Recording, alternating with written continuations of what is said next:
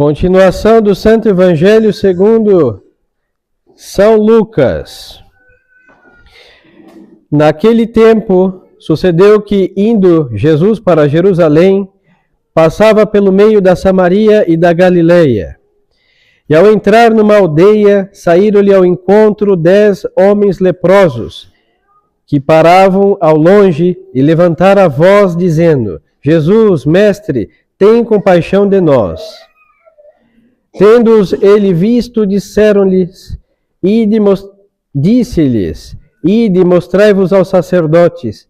E aconteceu que enquanto iam, ficaram limpos. E um deles, quando viu que tinha ficado limpo, voltou atrás, glorificando a Deus em alta voz, e prostrou-se por terra a seus pés, dando-lhe graças. E este era samaritano.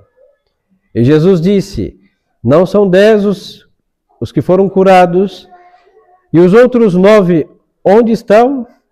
Não se encontrou quem voltasse e desse glória a Deus, senão este estrangeiro. E disse para ele: levanta-te, vai, tua fé te salvou. Louvado seja nosso Senhor Jesus Cristo. Sempre seja louvado. Podem sentar.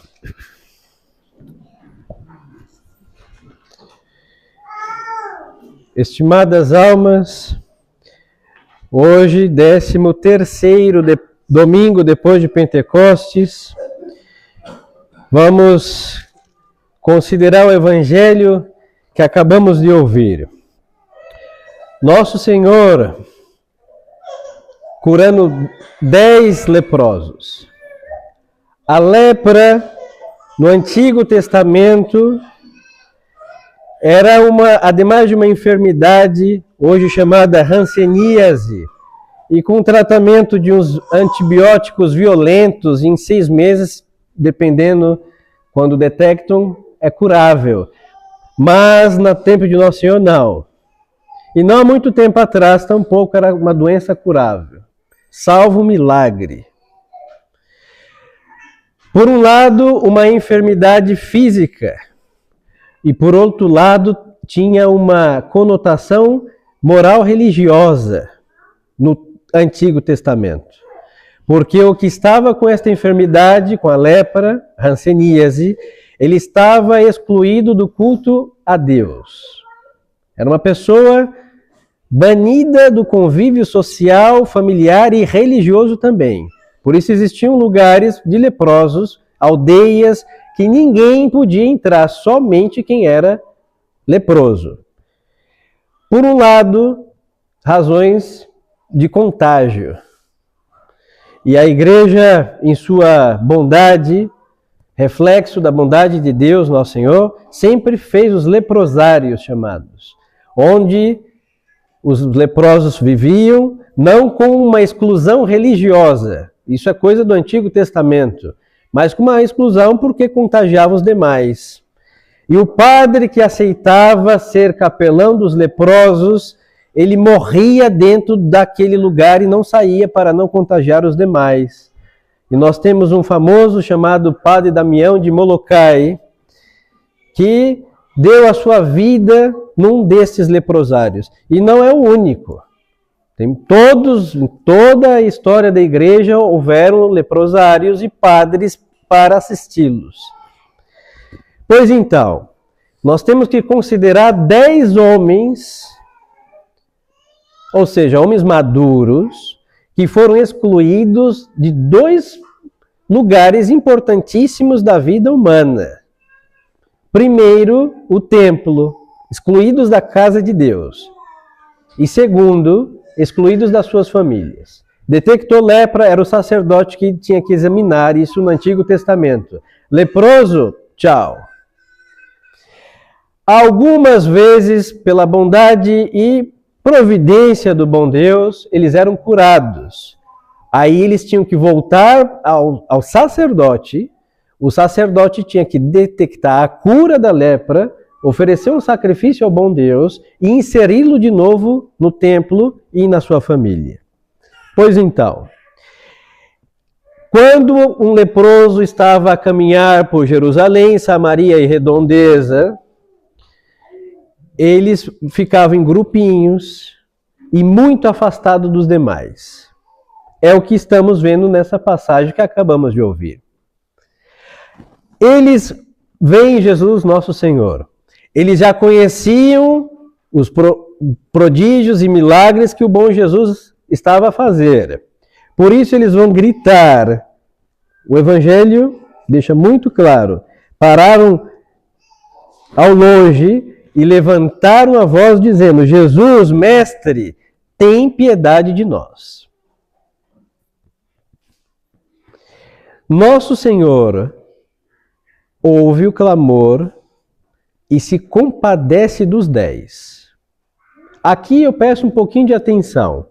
Nosso Senhor, senhores, é Deus. Nós estamos ali vendo uma pessoa divina com a natureza humana e divina. Mas nosso Senhor é Deus. Quando nosso Senhor ouviu a voz dos 10, nosso Senhor se compadeceu dos 10, e nosso Senhor já sabia, por ser Deus onisciente, que somente um era o grato. Nós ouvimos a queixa de nosso Senhor, não eram 10, acaso onde estão os outros 9? Isso é para a nossa instrução, porque Deus sabe de tudo, é onisciente, e nosso Senhor já tinha presente a ingratidão dos 9. Mas nosso Senhor se move em compaixão e vai fazer o quê? Vão se apresentar ao sacerdote. Por um lado, tem a ingratidão dos 9, tem a gravidade da doença, da lepra, tanto física como espiritualmente falando. E por outro lado, a bondade de Deus que transcende a disposição de quem está pedindo. E aqui nós vemos o quê? Deus é fiel e justo. O poder da oração. Ah, mas eu sou um pecador. Sim, você é um leproso, eu sou um leproso, somos leprosos. Jesus, tem misericórdia de nós. Ele tem misericórdia. Ah, mas se eu sou um santo, sou amigo de Deus, Deus vai me atender. Obviamente. Porque quanto mais próximo de sua divina majestade, terá mais favores de sua divina majestade. Mas nosso Senhor em nenhuma parte, nem na tradição, nem no magistério, nem nas sagradas escrituras, disse que atenderia somente a oração do santo. Não. Pedi e recebereis. Buscais e encontrareis. É o que nós acabamos de ver. 10 leprosos, 1 grato. 9 ingratos. E nosso Senhor atende o quê? Jesus, mestre, tem piedade de nós. Poucas palavras, a lepra deforma, os membros caem, atrofiam-se, o leproso fede porque tem chagas expostas e purulentas. Eles não mostraram palavras belas e orações robuscadas e complexas. Só falou o quê? Senhor, mestre, ou seja, reconhecendo nele o Senhor, mestre, tem piedade de nós. Nosso Senhor olhou o coração dos 10 e encontrou gratidão em 1. Mas nosso Senhor olhou o estado deplorável dos 10 e se compadeceu de todos. Porque ele disse, pedi e recebereis. Pediram misericórdia e encontraram misericórdia, que é a cura de suas almas. Isso é misericórdia. Misericórdia não é querer que Deus se compactue com as minhas mazelas. Isso é iniquidade que não há em Deus. Não é esperar que Deus me entenda, me aceite como um delinquente que sou. Isso em Deus jamais acontecerá. Isso é iniquidade e não há em Deus. Agora, quando as minhas chagas físicas e morais, eu vou até o médico das almas e peço, Senhor, tem misericórdia de mim, ou seja, que eu seja curado, que eu não seja mazela, que eu não seja delinquência, que eu não seja o infrator. Aí o bom Jesus cura. Isso é misericórdia, senhores. Os nossos pecados, nossas fragilidades, nossa malícia, se eu vou aos pés do Senhor e peço, Senhor Deus, tem piedade, misericórdia de mim. para um bom cristão, se entende que eu estou pedindo para que Deus me cure. Isso é misericórdia. A miséria moral ou física, se pedimos a Deus Nosso Senhor a cura do corpo, Nosso Senhor olha e leva para o coração dele e se compadece, sofre conosco e dá o remédio para aquela enfermidade física ou moral.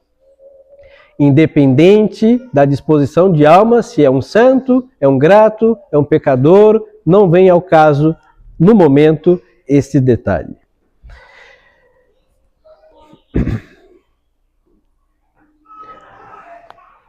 Ingratidão, por um lado.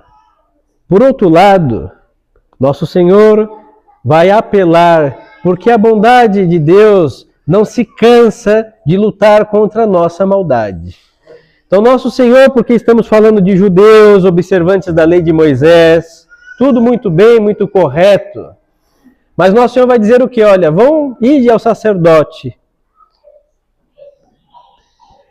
No caminho, por eles, os 10, terem obedecido a Jesus, Nosso Senhor e Deus, os 10 foram curados. Se fosse pela gratidão, somente um teria sido curado. Mas Nosso Senhor apelou para o segundo recurso, a obediência. Aí os 10 foram, porque os 10 obedeceram. Ide ao sacerdote.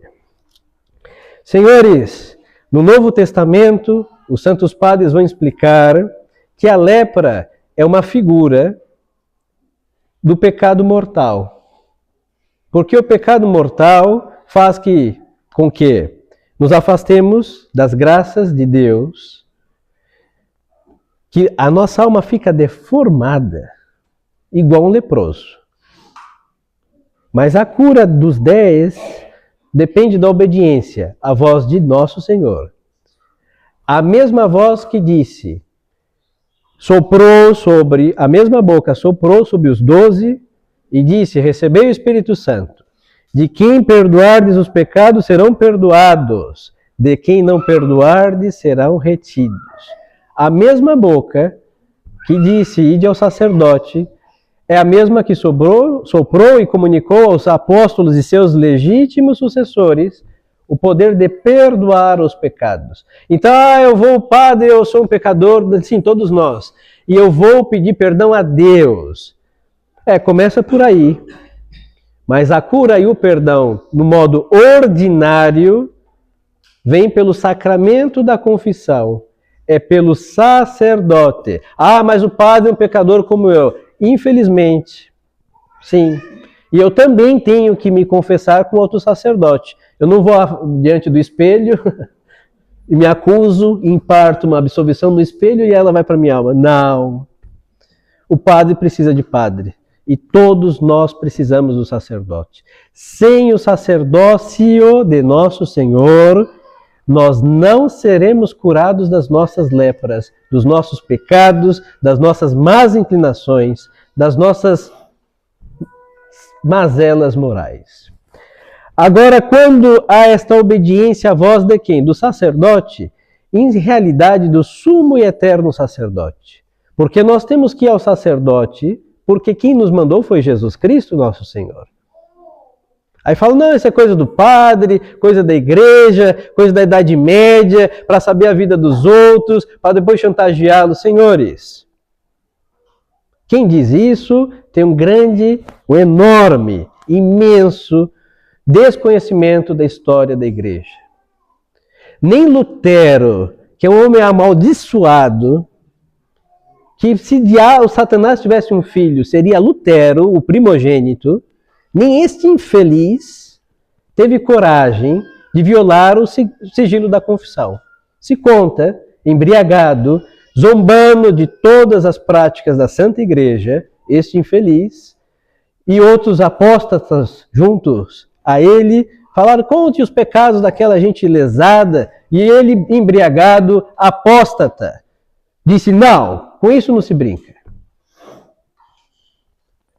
Um delinquente, um grande exeriarca, que estragou a sociedade, a cristandade católica, não se atreveu a tocar na sacralidade do sigilo da confissão. Quanto mais os que temem a Deus. Temos que ir ao sacerdote. Ah, mas eu tenho vergonha. Graças a Deus. A sua vergonha levará à compunção, a uma contrição mais interior e profunda. Mas não pode emudecer sua língua. O confessionário não é o lugar de canonização de almas.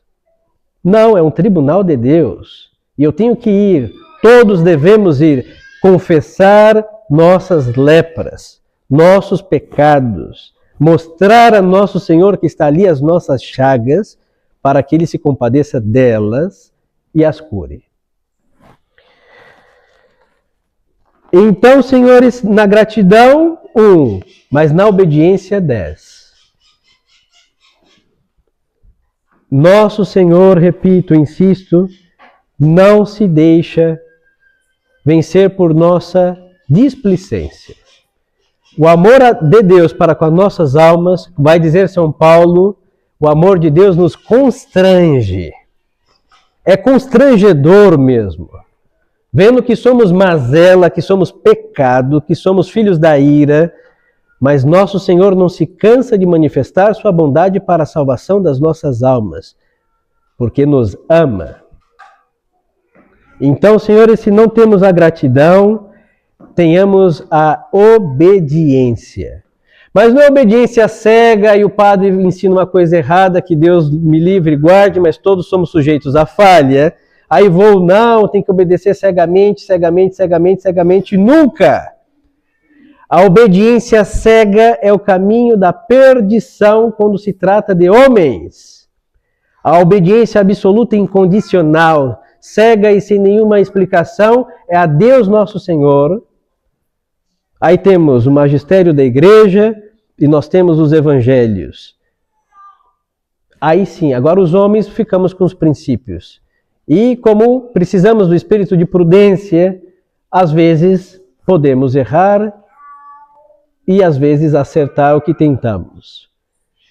Mas a obediência, não por causa da deficiência das autoridades eclesiásticas, no sentido não contra a fé, que isso são outros 500, que não vem ao caso no momento, mas de espírito de prudência, que vamos resolver tudo conosco, achando que Deus também se aliará a nós. Isso nunca, jamais.